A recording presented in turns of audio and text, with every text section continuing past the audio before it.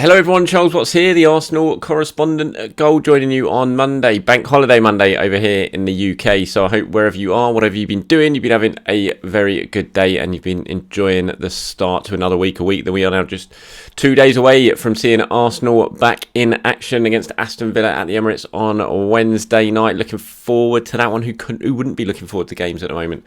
I think we've all just about got over the drama of Saturday and how it ended up turning out, and what a mentally exhausting day that was at the Emirates on Saturday evening. Hopefully Wednesday night might be a little bit more comfortable, but who knows? And to be honest, I'll take any win at the moment. It doesn't matter how Arsenal get them. Any win is a good win. And Villa, no press conference ahead of the Villa game because of bank holiday and things like that. Premier League haven't made clubs have to do press conferences, so there's none at London Colney this week ahead of that match on Wednesday night, so I won't be heading there. But I do we'll have a little bit of a chat about that game further on in this video. But I wanted to start today's video on something that's really got under my skin the last couple of days. This is going to end up being in a little bit of a rant, so apologies for that. I did write a piece about this, which has gone on Goal this morning. I tweeted it out earlier, so if you haven't seen it, you can head over and follow the link and give it a read whenever you fancy doing it. And it's about the celebration police. It does, and I know I shouldn't get sucked in to this sort of stuff, and I shouldn't let it bother me, but it really does wind me right up. We saw it so many times at the end of last season when everyone seemed to have a pop at Arsenal whenever they dared to show any sort of emotion after a win. And it's taken 4 games this season for it to start again. Richard Keys, remember him? Yeah, Richard Keys, that one. He's over working in, obviously, for beIN Sports now over in Qatar. Has been for a while. Him and Andy Gray are over there. And I'm sure you've seen it, the clip that's gone around on social. beIN Sports social team clipped it up and put it out. And they obviously did it just with the pure intention of winding Arsenal fans up. And it worked. And now I'm talking about it, which I know I probably shouldn't be because I shouldn't be giving it any airtime. But it just bugs me so much that if you haven't heard what he's had to say, he was basically saying that Arsenal were over celebrating a win against Fulham. They were doing coverage of the game. They were showing it. They were showing the celebrations, and he was just ranting away to Andy Gray, saying, "What are they doing? They've only beaten Fulham. They were trailing for ages. Look at them. They're over celebrating this. Look at the manager. He was having to go at the fans."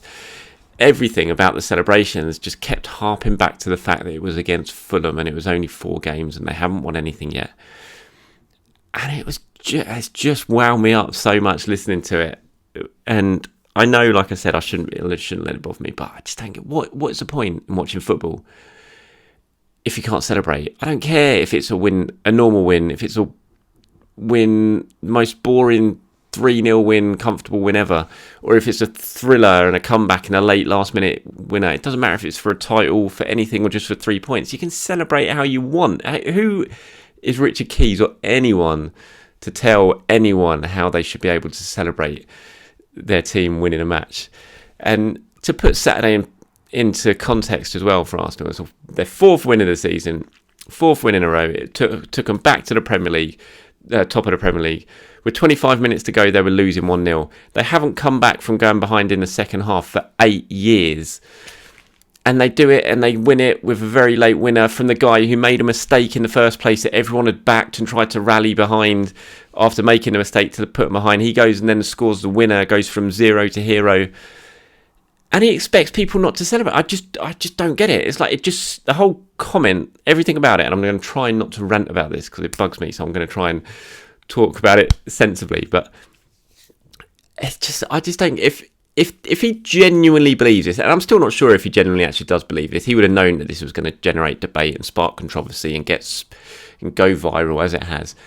And it does make me wonder, was he just saying that to get a reaction? And it wouldn't surprise me given it was Richard Keys. But if he does genuinely believe that, then I just think, what's the point in watching football? If you've fallen out of the game, fallen out of love with the game so much, if you've been in it so much that you can't understand people celebrating a win, any win, and it bugs you to see someone celebrating a win, let alone very late win, having come from behind, and that gets under your skin so much. You have to have this big rant. And he also went even further than that. It was a really classless comment about Arteta.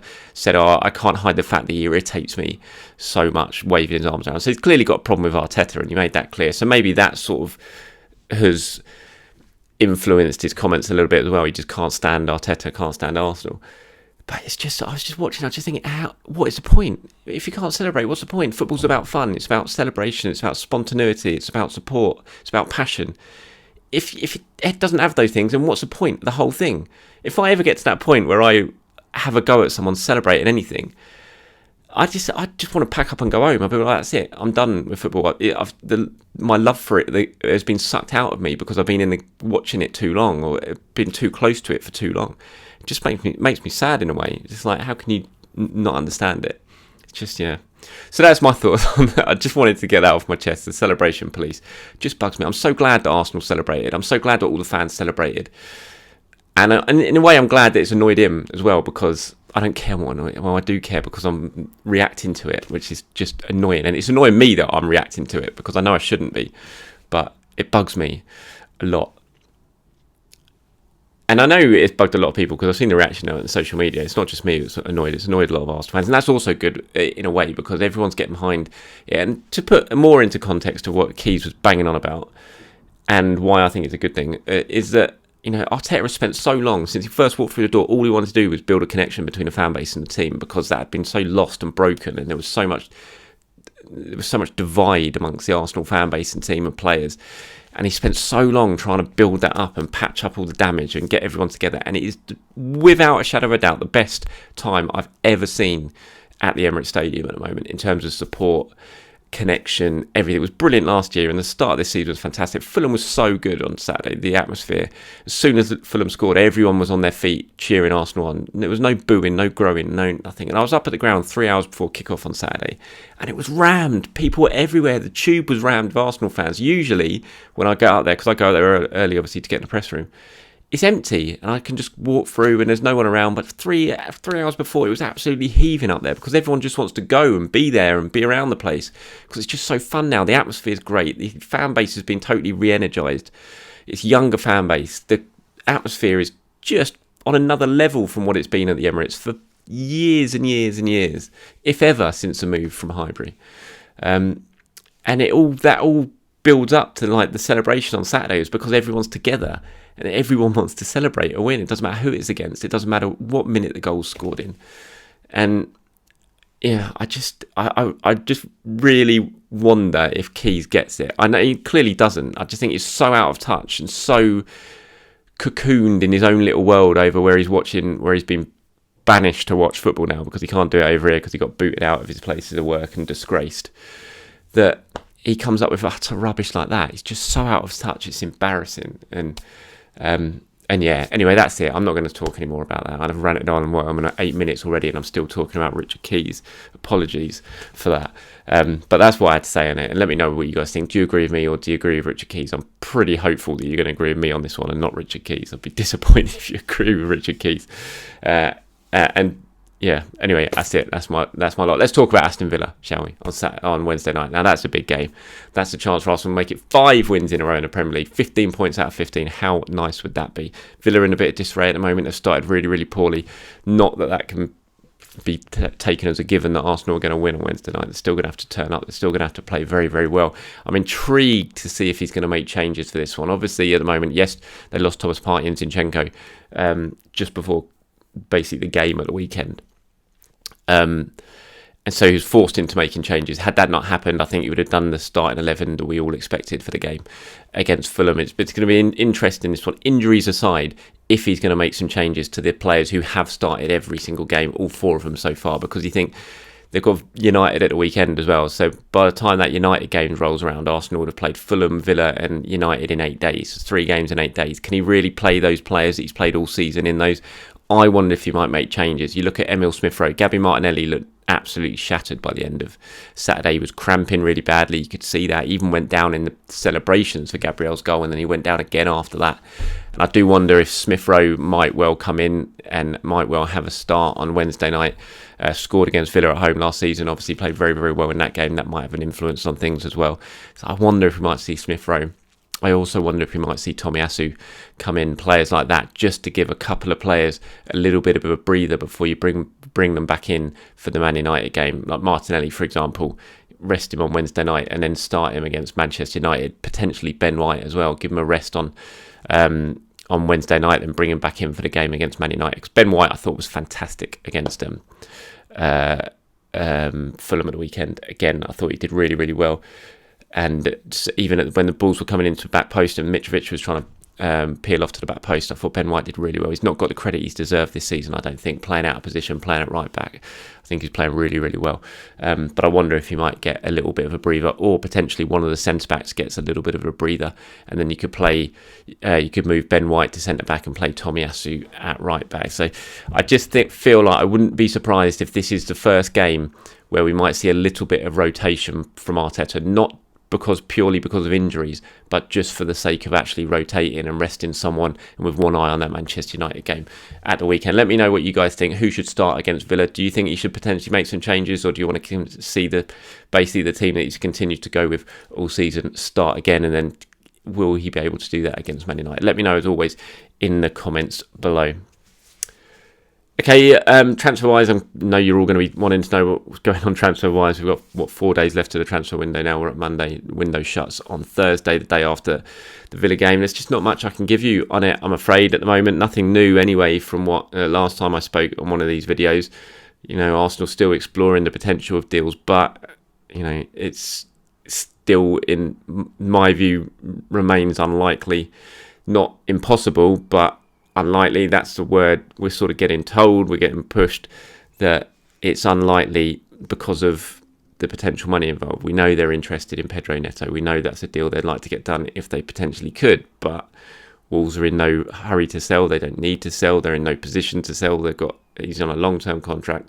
So for them to be convinced to do business, it would take big money. And at this stage, it doesn't look like Arsenal are willing to go to that sort of level. So as it stands, when you add that all together, it just looks unlikely that they will do anything. You could never tell. You could never say no, though, because who knows? A deal could present itself and right at the end of the window, and they could push the button and think, this is too good to refuse. I remember before the Thomas Partey signing on that deadline day, Arsenal again played the night before that. I can't remember who it was against, but it was at the Emirates. So it was a night before transfer deadline. And again, that night, I remember the message going around that when we were speaking to people at Arsenal in that, the message going around that game was, I don't really expect anything tomorrow. It's just anything's looking unlikely. And then we all know what happened next. Thomas Partey release clause was paid the next day, and that deal was done. So you could never say never. You could never rule anything out. But all we can report, and I saw David Ornstein in his piece for The Athletic this morning, said the same thing. It's just, the sort of messages that are coming at the moment is don't expect too much. If something can present itself and it happens, it's something Arsenal might be able to do. But money-wise and what teams are sort of looking at money-wise for the players that Arsenal might want at the moment just feels a little bit high. So we'll have to wait and see. I mean, personally, I know, yes, I absolutely would like to see another player come in, potentially another 2 players come in. Everyone would. You want the squad to be as strong as possible. But I still do think, and I've said this before, that if no one comes in, I don't think it's disaster levels by any means. I think Arsenal's squad's pretty strong. I think Fabio Vieira is the kind of unknown quantity in all of this as well, and the fact that he played at the right wing when we saw him play for the under-21s was interesting. Arteta was there watching from the crowd. There was clearly, he would have had input of where he wanted Fabio Vieira to play in that game. And so that's obviously a position they're looking at him potentially filling in. And you've got to remember, I know, and it is easy, I do think they should replace Pepe 100%, but you've got to remember, Pepe wasn't an important player in this Arsenal squad. He barely played last season. It's not like Arsenal got rid of an important player like they did with Aubameyang the time before, because Aubameyang was, until the fallout, was starting all the time. Pepe wasn't playing. He was barely getting any minutes. So it's not like they've got rid of a key player in the squad who was playing loads of football. He wasn't. And so I don't think it's quite absolutely is essential. You've got to replace Pepe. You've got to replace Pepe, just because Pepe wasn't really playing. He wasn't playing any part really in the squad. He was getting the odd minute here or there. It wasn't like he was a really important player. Whatever you're thinking or whatever your feelings behind Pepe and how potentially good he was.